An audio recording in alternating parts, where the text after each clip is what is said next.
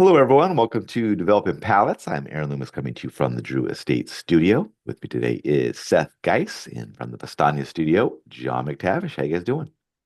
Doing well. Good man. I just realized I have like multiple spelling mistakes. But that's. All All right, I got right. a cat. I got a cat on camera. It's all right. Yeah. You gotta have a cat on We got camera. we got Remember Subutai.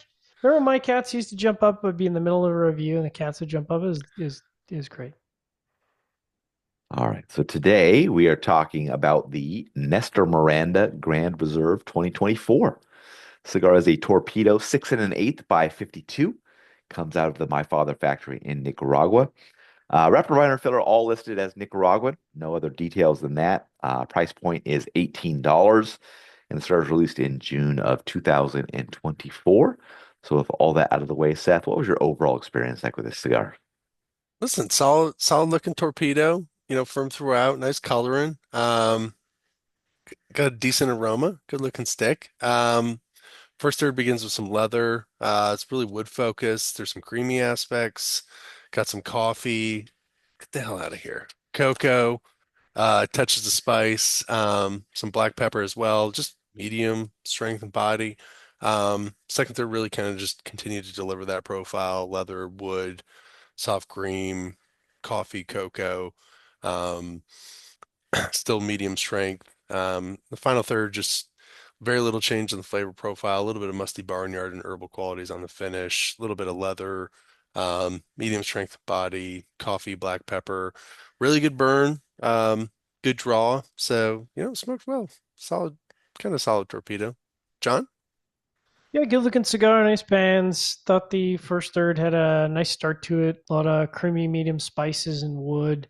A little bit of mossy earth developing on the post draw finish. Wood kind of becomes a more, I call it fresh cut wood, so it's got a little bit of bite to it. Mild chocolate on the retrohale, and then sweet tobacco and bready notes in the retrohale in the bottom half. So that checked a lot of boxes, really nice.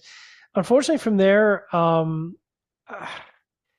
the cigar was like just largely driven by wood, and I was like, am I doing something wrong? Because like it was just kind of wood with dry tannic wood in the finish, and that was it. And then the last third was just creamy wood and tannic wood, and I'm like, man. And I like at one point I got a little bit of bread in the retrohale in the halfway point of the last third, but it was only around for a little bit, and then just back to sort of heavy tannic wood.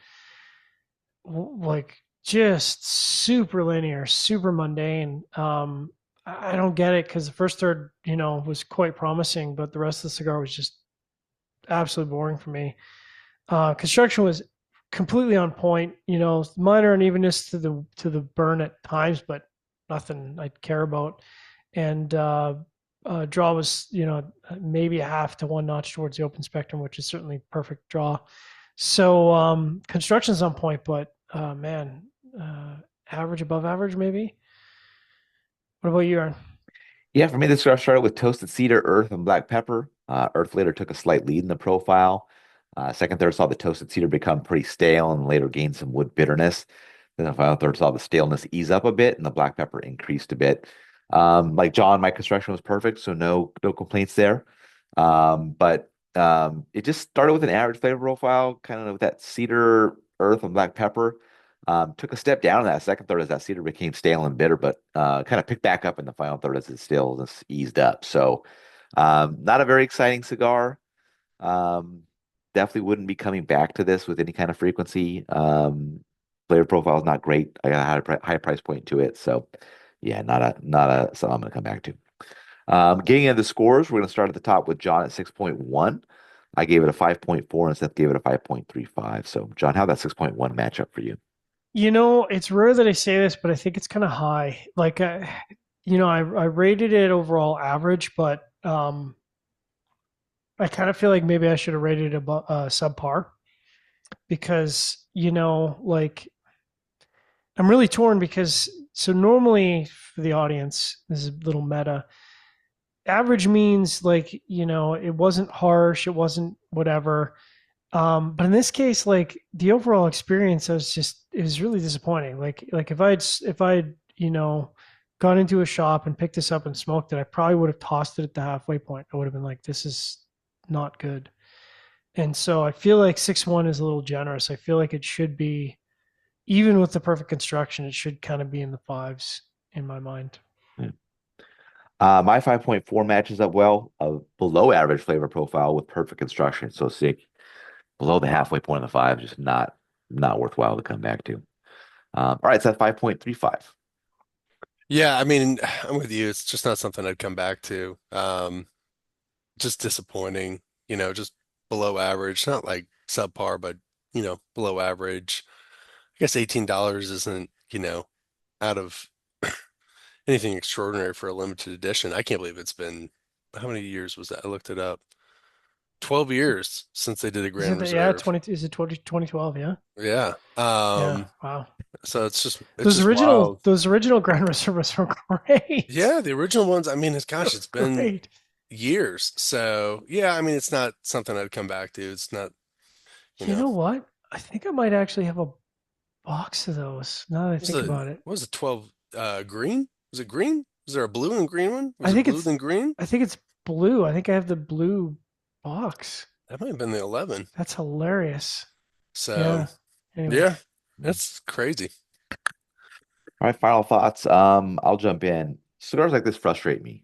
Um, when you have a company that, doesn't have their own factory, they go to a well-known factory, and to me, it's like a mailed-in like B blend or something like that, where you're just kind of like, it's a high enough price point where you should be able to get a quality return, but it's just like, it's just like, I almost want to say it's like you can get the ERH that recently came out from the same factory, and it's half the price, yeah. and you could have a similar experience, right? So, I understand you want to put a higher price point to a line like this, but you got to back it up with the blend, and this just kind of frustrates me when you're putting out good money and you don't get really a good return on it. So, Yeah, I think the expression in my head here is phoned in. And yeah, like maybe that's unfair, but like this is a cigar, a limited edition cigar with a reasonably high price point that I feel is phoned in. Like it's just it yeah. yeah. All right, wherever you're catching this video, be sure to like and subscribe and check out the full written review on the website, developingpalates.com.